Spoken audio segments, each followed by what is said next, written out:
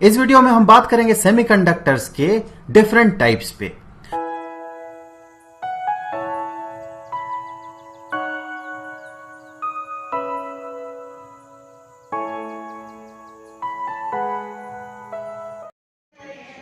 अर्धचालक दो प्रकार के होते हैं, निज अर्धचालक इंट्रिंसिक तथा बाह्य अर्धचालक एक्सट्रिंसिक।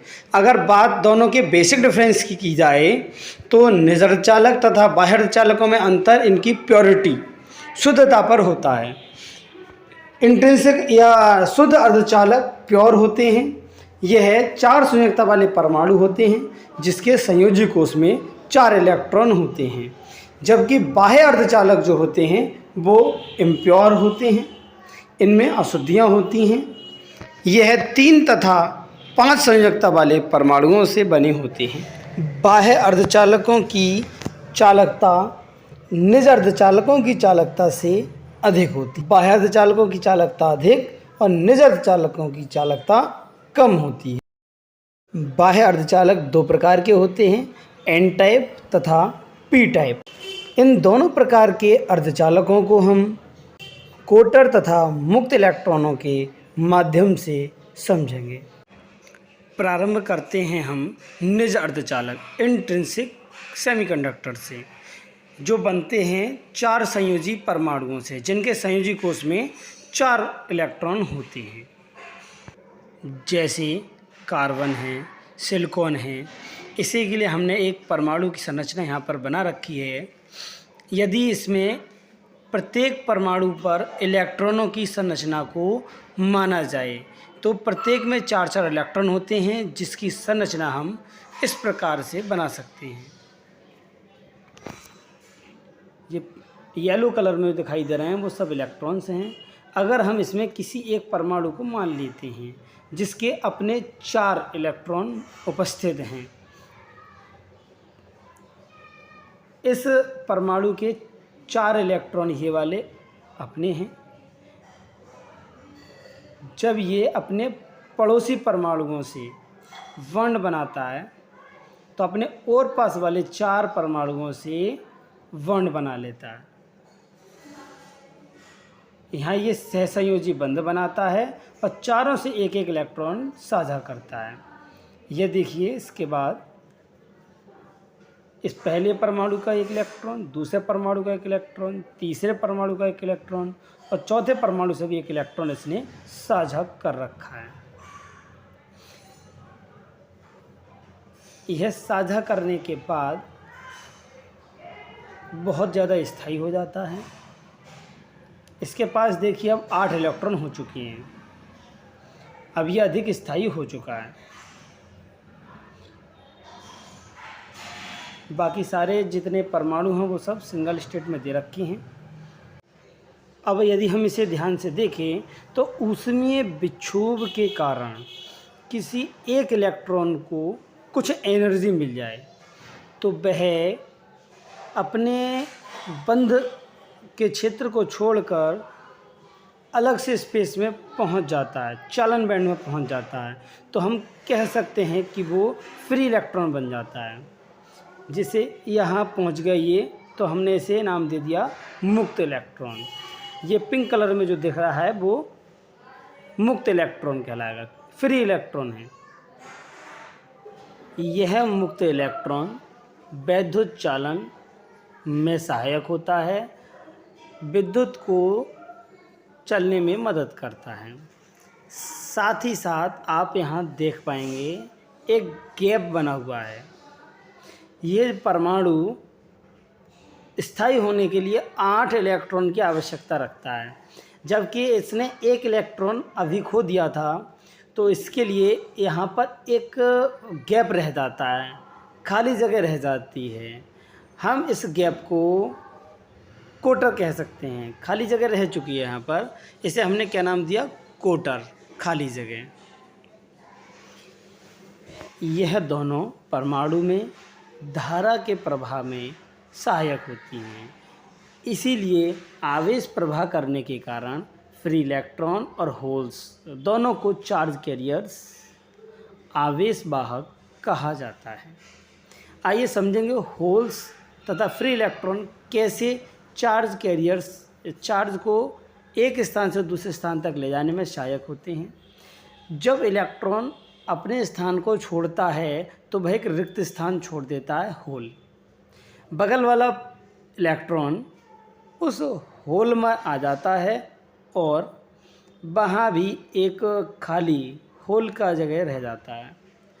इस प्रकार होल्स के चलने के और फिर इलेक्ट्रॉन्स के चलने के कारण इलेक्ट्रिसिटी, इलेक्ट्रॉन जो है चलने के कारण धारा प्रवाह होना शुरू हो जाता है।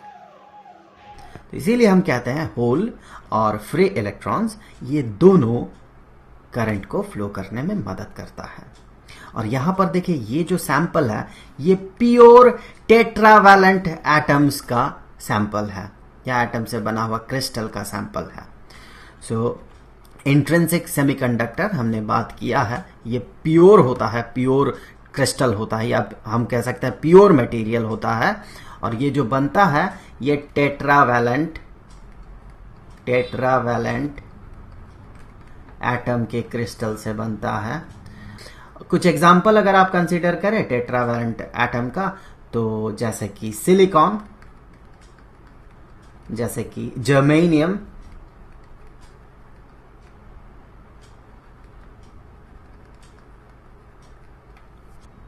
तो ये दो एग्जांपल्स टेट्रावैलेंट एटम के। तो सिलिकॉन का अगर क्रिस्टल रहता है तो उसे हम इंट्रिंसिक सेमीकंडक्टर कह सकते हैं। जर्मेनियम का अगर क्रिस्टल रहता है तो उसे भी हम इंट्रिंसिक सेमीकंडक्टर कह सकते हैं। पर ये जो करंट को फ्लो होने देता है उसका जो अमाउंट होता है, दूसरे शब्दों में कहें इनका जो कंडक्टिविटी होता है ये काफी ज्यादा नहीं होता है।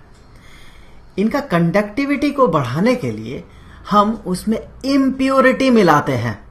कैसा इम्प्योरिटी आगे चल के बात करेंगे। दो तरह के इम्प्योरिटीज होते हैं, एक तो इम्प्योरिटी डालने से वो एन टाइप बन जाता है सेमीकंडक्टर, और दूसरे तरह का इम्प्योरिटी डालने से वो पी टाइप सेमीकंडक्टर बन जाता है। पर दोनों ही केस में इसका जो कंडक्टिविटी है ये कंडक्टिविटी काफी ज्यादा बढ़ जाता है। तो अभी हम बात करने वाले हैं एक्सट्रिंसिक सेमीकंडक्टर पे।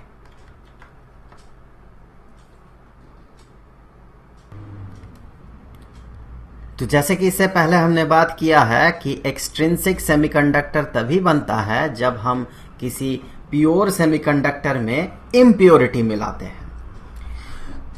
इम्प्योरिटी मतलब कैसा इम्प्योरिटी? अगर हम उस सेमीकंडक्टर में अर्थात टेट्रावैलेंट एटम के क्रिस्टल में ट्राईवैलेंट अर्थात जिसका वैलेंसी 3 है, या पेंटावैलेंट अर्थात जिसका वैलेंसी 5 है, उस तरह का एटम मिलाते हैं तो वो बन जाता है एक्सट्रिंसिक सेमीकंडक्टर।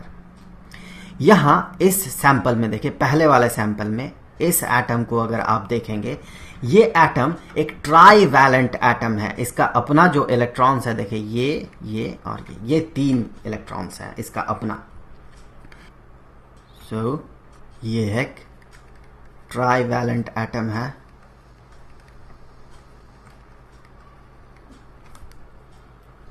और इस तरह के इम्प्योरिटी मिलाने से यहां पर क्या होता है, एक नेचुरल होल क्रिएट होता है। आप यहां ध्यान से देखें, ये जो है यहां पर ये नेचुरली एक्सेप्ट कर सकता है एक एटम को, Pauli's exclusion principle.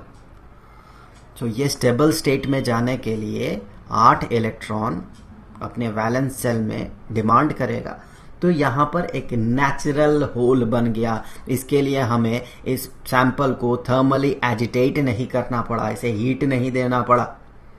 By default चूंकि एक के पास एक इलेक्ट्रॉन कम है बाय इट्स बेसिक नेचर, क्योंकि वो ट्राईवैलेंट एटम है, तो एक होल अपने आप बन गया।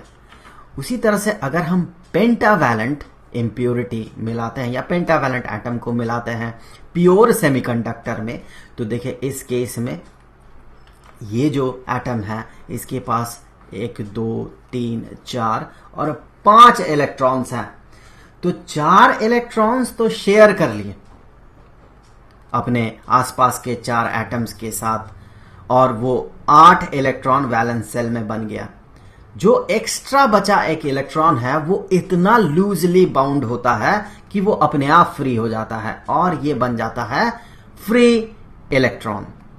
तो यहां पर ये जो है, ये जो इम्प्योरिटी है, ये इम्प्योरिटी है पेंटावैलेंट एटम। सो यहां पर पेंटावैलेंट एटम मिलाया जाता है, पेंटावैलेंट एटम।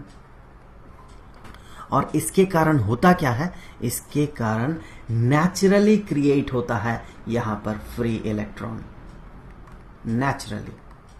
इसके लिए थर्मल एजिटेशन की जरूरत नहीं पड़ती है। और इस केस में, इस पहले वाले केस में नेचुरली क्रिएट होता है होल। यहां मैं आपको बता दूं कि ये जो पहला सैंपल आपको दिख रहा है जिसमें कि ट्राइवैलेंट एटम एज इम्प्योरिटी मिलाया गया है, इसे कहा जाता है P type semiconductor, P type semiconductor conductor. यहां पर याद रखने के लिए P स्टैंड्स फॉर पॉजिटिव। ये P जो है ये पॉजिटिव को इंडिकेट करता है। क्यों पॉजिटिव? क्योंकि यहां देखें एक्स्ट्रा होल है।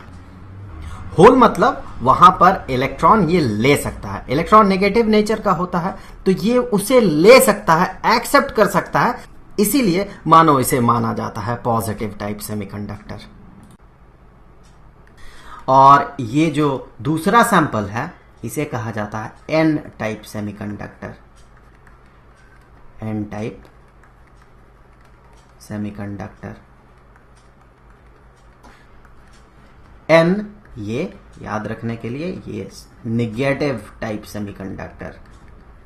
क्यों? क्योंकि यहां एक फ्री इलेक्ट्रॉन ये एक्स्ट्रा है और इलेक्ट्रॉन का नेचर जो होता है वो नेगेटिव चार्ज वाला होता है। सो चूंकि इसके पास एक नेगेटिव चीज एक्स्ट्रा है तो इसीलिए इसे नेगेटिव टाइप सेमीकंडक्टर कहा जाता है। और ये जो इम्प्योरिटी मिलाया जाता है, चाहे आप पी टाइप सेमीकंडक्टर बनाए या एन टाइप सेमीकंडक्टर बनाए, ये इम्प्योरिटी बहुत ही कम मात्रा में मिलाया जाता है। ये जो मिलाया जाता है ये 1:10⁻⁶ इस रेशियो में मिलाया जाता है। देखिए, अगर आप पी टाइप सेमीकंडक्टर बना रहे हैं तो सिर्फ ट्राइवैलेंट एटम ही मिलाना होगा आपको इम्प्योरिटी के तौर पे।